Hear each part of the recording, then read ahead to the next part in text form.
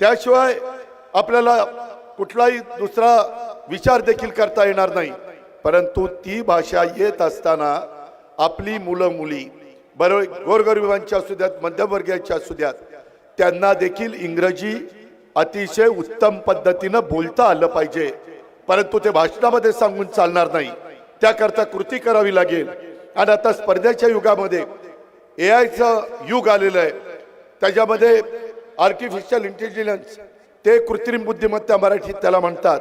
आणि त्या युगातली मुलं माझ्या परभणीमधल्या शिकली पाहिजे, त्याकरता सीबीएसई अभ्यासक्रम सुरू करण्याच्या करता तिथं जो काही निर्णय घ्यावा लागेल, जी काही मदत करावी लागेल, त्यामध्ये आता खूप मोठ्या मोठ्या कंपन्या एनजीओज आमच्याकडे येतात की आम्हाला ग्रामीण भागातली एखादी शाळा द्या, आम्ही त्याच्यामध्ये स्वतः लक्ष घालतो, आम्ही त्याच्यामध्ये दर्जेदार शिक्षण देतो, जे मराठी पण उत्तम आम्ही त्या ठिकाणी त्यांचं करतो आणि इंग्रजी पण आम्ही उत्तम करतो।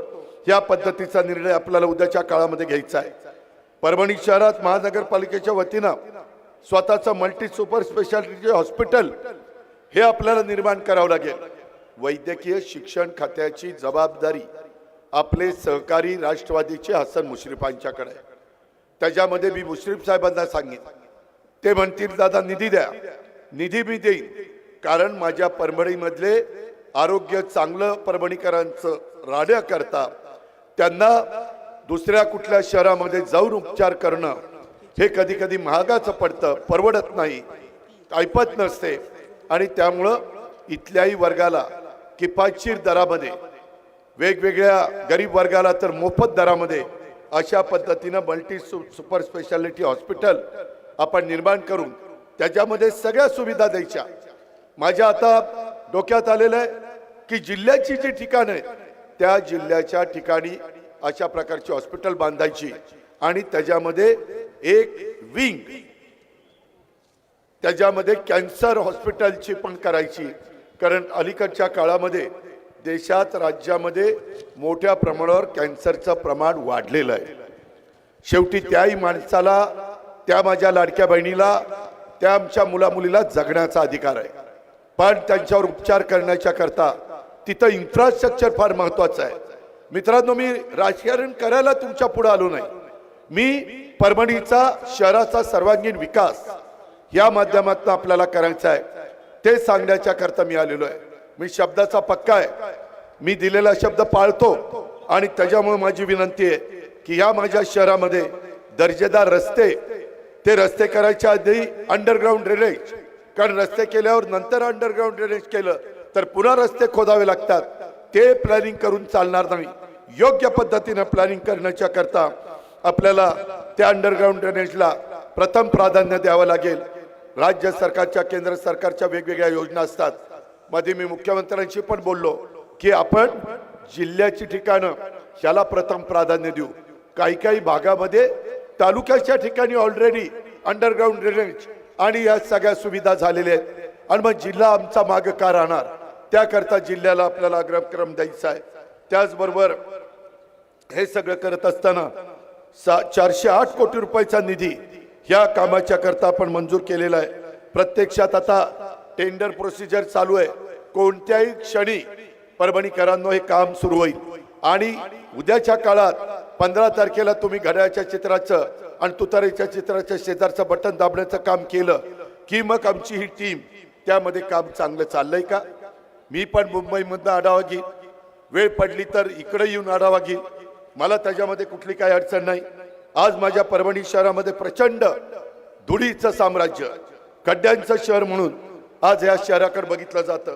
त्यामुळं माझं हे शहर स्वच्छ आणि सुंदर आणि धूळमुक्त आणि खड्डेमुक्त रस्ते हे करण्याच्यासाठी आपल्याला निधीची गरज भासणार आहे आणि ते निधी देत असताना राज्याच्या, केंद्राच्या ज्या योजना आहेत त्या योजनेच्या मध्ये कुठं आपल्याला निधी बसवता येईल ह्या पद्धतीचं काम हे आपल्याला सगळ्यांना करायचं आहे। मधी ह्या सगळ्याचा विचार करत असताना मला आठवतंय त्याच्या संदर्भामध्ये मला स्वतः प्रताप देशमुख असेल किंवा अक्षय असेल किंवा आमचा राजेश असेल, ह्या सगळ्यांनी सांगितलं की दादा आम्हाला इथं कोणत्याही परिस्थितीमध्ये काही गोष्टी करून हव्या। मी त्यांना विचारलं काय करून हवंय, ते म्हणले की जसं तुम्ही पिंपरी चिंचवड केलंय, आज माझं बारामती तालुक्याचं ठिकाण आहे, पण तुम्ही बघितल्यानंतर तुम्ही पण आश्चर्यचकित व्हाल. जर राजकीय इच्छाशक्ती असेल आणि आपण लक्ष घातलं तर काय होऊ शकतं हे तुम्ही तुमचे जर नात्यागोत्यातली लोक बारामतीमध्ये असतील तर त्यांना त्या बाबतीमध्ये विचारा. आपल्याला त्याच पद्धतीनं पुढे जायचंय. पुणे परभणी शहरामध्ये लगत असलेली MIDC ओस पडलेली आहे. शहरालगत विस्तारित MIDC मंजूर असून रोजगार निर्मिती करणारे उद्योग तिथं आपल्याला उभे करावे लागतील. त्याकरता आपल्याला पुढाकार घ्यावा लागेल. शेवटी उद्योगपती गुंतवणूक करत असताना येताना त्या भागामध्ये पाणी व्यवस्थित आहे का, रस्ते चांगले आहेत का, लाईटची व्यवस्था चांगली आहे का, शिक्षणाची सोय चांगली आहे का, कारण त्यांचे अधिकारी त्यांचे कामगार तिथं येत असताना ते हाही विचार करतात. त्याच्यामुळं आपल्याला त्याच्यातनं दुहेरी फायदा करून घ्यायचा आहे की आपल्याही परभणीकरांच्या मुलांना मुलींना आणि परभणीकरांना ह्या सगळ्या विकासाचा फायदा व्हावा आणि त्याच वेळेस उद्योगपतींना पण त्यांना आम्ही सवलती देऊ. त्यांना सांगू की चला माझ्या मराठवाड्यातल्या परभणी भागामध्ये तुम्ही चला, आम्ही तुम्हाला करामध्ये सवलत देतो, आम्ही तुम्हाला GSTच्या संदर्भातले काही निर्णय घेतो. हे या गोष्टी आपल्याला करता येतात. आम्ही इन्सेंटिव्ह देतो. दरवर्षी मी बजेटमध्ये जर तुम्ही मागासलेल्या भागामध्ये इंडस्ट्री उभी केली तर आम्ही त्यांना इन्सेंटिव्ह देत असतो. तसं आपल्याला त्यांना सांगता येईल. मित्रांनो, ह्या सगळ्यांनी मला सांगितलं की दादा मागं आम्हाला जकात मिळायची, आमचं बरं चालायचं, नंतर LBT आली, त्याच्यात आमचं बरं चाललं, परंतु नंतर आता सगळीकडे GST आलेलं आहे आणि GST येत असताना आम्हाला जेवढे पैसे पाहिजेत तेवढे पैसे मिळत नाही. मी आत्ता येताना लातूरवरून आलो, त्याच्या आधी मी मागे इचलकरंजीला गेलेलो होतो. इचलकरंजीचा पुढा आढावा घेऊन मी त्यांच्या GSTच्या जो काही आम्ही कर देतो किंवा GSTची रक्कम त्या शहराच्या डेव्हलपमेंटच्या करता देतो, तशा पद्धतीनं मी परभणीकरांनो अतिशय मनापासून तुम्हाला सांगतो, उद्याची निवडणूक संपली, आचारसंहिता संपली की मी त्याची एक मीटिंग लावतो. GST माझ्याच अर्थ विभागाच्या अंडर येतं आणि त्याच्यातनं GST कमिशनरला बोलवी, तुमच्यातल्या काही सहकारी मित्रांना बोलवी, तुमच्या इथले कमिशनर आहे का चीफ ऑफिसर आहे, कमिशनर महानगरपालिकेच्या कमिशनरला बोलवीन आणि त्याच्यात आपल्याला कशी वाढ करता येईल. कारण मी ज्यावेळेस तुम्हाला सांगतो, तुम्ही म्हणाल अजित पवार निवडणुकीच्या प्रचाराच्या निमित्तानं आला आणि तुम्ही ह्या सगळ्या गोष्टी सांगितल्या, परंतु ह्याला निधीची काय तुम्ही तरतूद केली.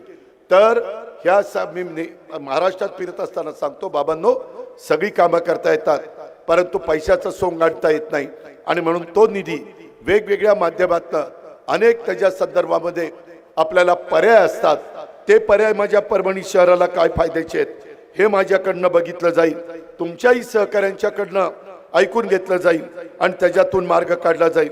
माझ्या ह्या परभणी शहरात जागोजागी ओपन स्पेस इथं आहेत, त्या जागा विकसित करून तिथं माझ्या परभणीकरांना, मुलांना, मुलींना, वयस्कर लोकांना, माझ्या माय माऊलींना, माझ्या लाडक्या बहिणींना जर संध्याकाळच्या वेळेस गार्डनमध्ये जायचं असेल, तिथं 2 घटका बसायचा असेल तर त्यांनाही सकाळपासून घरामध्ये राबल्यानंतर त्याच्यात त्यांनाही 4 घटका दुसरीकडे बसावंसं वाटतं, त्याच्यामध्ये वेळ घालवावंसं वाटतो आणि म्हणून ओपन जिम आणि गार्डन अशा प्रकारची निर्मिती आम्ही करू.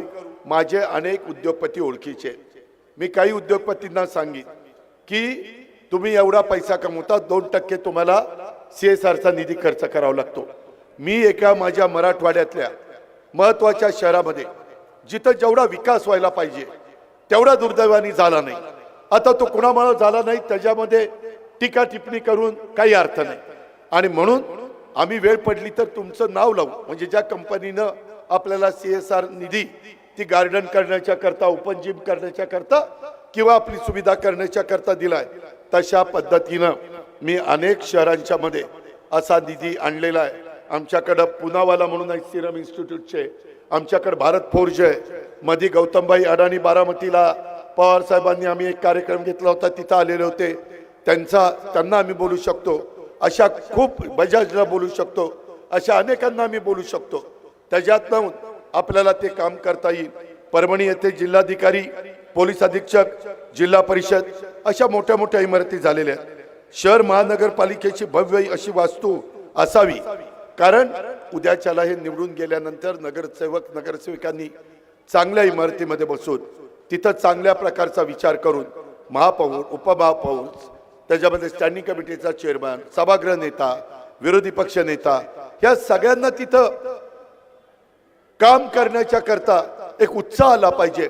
अशा पद्धतीनं एकंदरीत आपला काय आवाका आहे आणि त्याला किती इमारतीचं बांधकाम करणं गरजेचं आहे। मी माझ्या 35 वर्षाच्या राजकीय जीवनामध्ये इतक्या मोठ्या प्रमाणावर वेगवेगळ्या ठिकाणी इमारतींना निधी दिलेला आहे। तशा पद्धतीनं आपण आपल्या परभणी शहराच्या वैभवामध्ये भर घालणारी एक चांगली देखणी वास्तू ही परभणी महानगरपालिकेची आपण त्या ठिकाणी उभी करून दाखवू। महानगरपालिकेकडून सर्वसामान्य नागरिकांना सुविधा मिळाल्या पाहिजेत, यासाठी महानगरपालिकेत कर्मचाऱ्यांची मोठ्या प्रमाणावर भरती, मोठ्या प्रमाणावर म्हणजे सरकारने जो नॉर्म्स ठरवलेला आहे त्याप्रमाणे त्याला मी मान्यता देईन।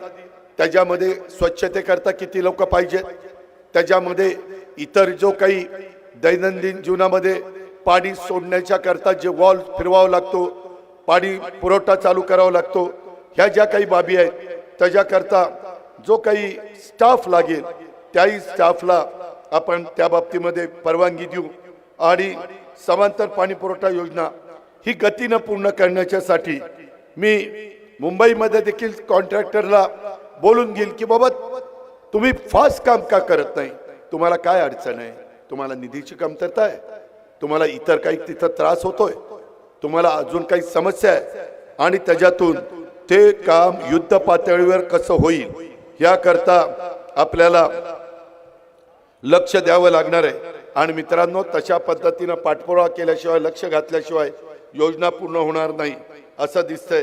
त्यासाठी मी सगळ्याच राज्याचा आढावा घेत असतो, तसं आपल्याही परभणी महानगरपालिकेच्या या योजनेचा आढावा मला घेता येईल। आपल्या शहरासाठी भव्य आंतरराष्ट्रीय दर्जाचं क्रीडांगण निर्माण करण्यासाठी वसंतराव नाईक मराठवाडा कृषी विद्यापीठ मधील जमीन हस्तांतर प्रक्रिया लवकर पूर्ण होणार आहे।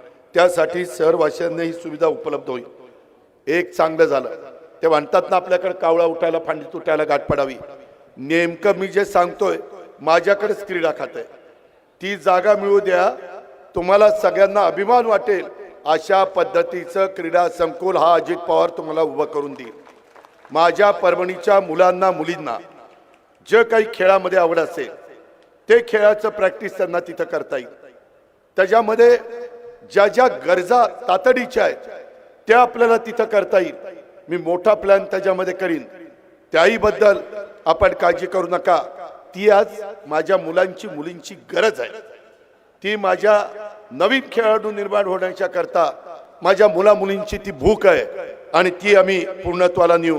परभणी येथील सय्यद तुराबुल हक्का साहेब दर्गा या परिसरात विकास करण्यासाठी निवडणुका पूर्ण होताच त्याच्यामध्ये मी काही टीमला परभणीमध्ये पाठवील आणि ते स्वतः 2 दिवस परभणीमध्ये थांबून की कसा विकास आराखडा तयार करायचा, जेणेकरून परभणीसह महाराष्ट्रासह इतर राज्यातून पण माझ्या मुस्लिम धर्मीय भाविकांना सोयी सुविधा उपलब्ध होतील।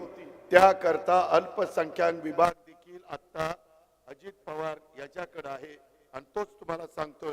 त्याच्यामुळे क्रीडा खात्याचा जसं मी बोललो तसं ह्याही विभागात मी अल्पसंख्याक विभागाकडनं तुम्हाला एका वर्षात नाही पण मी 2 टप्पे करीन आणि पहिल्या टप्प्यात किती आणि दुसऱ्या टप्प्यात किती ह्या पद्धतीनं मी तुमचं ते काम करून देईल। संपूर्ण जगात एकमेव असलेलं 2.5 क्विंटल पाऱ्याचं भव्य शिवलिंग हे पारदेश्वर मंदिराची महती 12 ज्योतिर्लिंगाप्रमाणे जगभरात व्हावी यासाठी विशेष विकास आराखडा तयार करण्याच्या करता देखील आपल्याला पावलं उचलता येतील। आम्ही अनेक भागामध्ये तशा प्रकारची कामं करतो। यासाठी तेथील महंतांची भेट ही घेतली जाईल, ज्यामुळे परभणीचं धार्मिक महत्त्व जगभरात वाढलं जाईल आणि त्याचा खूप फायदा हा भाविकांना पण होईल। इथं बाकीच्या बाहेरचे लोक येतील त्याच्यातनं परभणीची आर्थिक त्या ठिकाणी घडी बसण्याच्या करता, परभणीमध्ये उलाढाल होण्याच्या करता ह्या गोष्टीचा फायदा होतो आणि ते आपण करू. परभणी शहराच्या विकासासाठी राज्याचा उपमुख्यमंत्री या नात्याने मी स्वतः महानगरपालिकेमध्ये पण माझे सहकारी सांगतील तेव्हा येऊन बैठक घेऊन हे विकास कामं मार्गी लागलीत का, ती मार्गी लागत नसताना जो अधिकारी चालढकल करेल, दुर्लक्ष करेल, त्याच्यामध्ये मनापासून लक्ष घालणार नाही, मला प्रशासन चांगल्या पद्धतीने हाताळता येतं, त्या अधिकाऱ्याला देखील मी माझ्या भाषेमध्ये समजावून सांगेन आणि समजावून सांगून त्याला समजलं नाही तर मग त्याला काय त्याचा बंदोबस्त करायचा तो त्या ठिकाणी मी निश्चितपणे त्या बाबतीमध्ये करून दाखवील.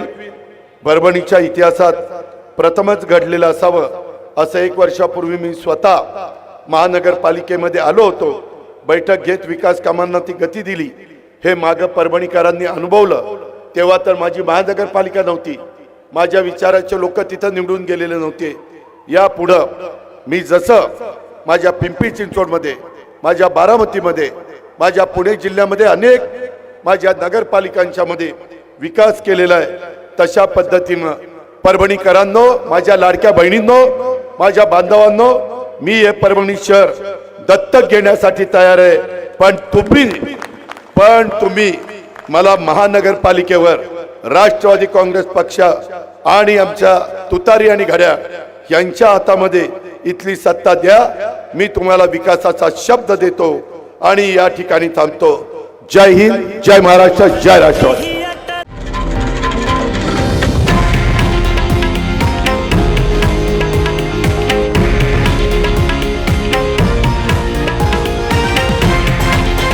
हे आहे देशातील नंबर 1 न्यूज नेटवर्क आणि आपण पाहत आहात TV9 मराठी, एकमेव.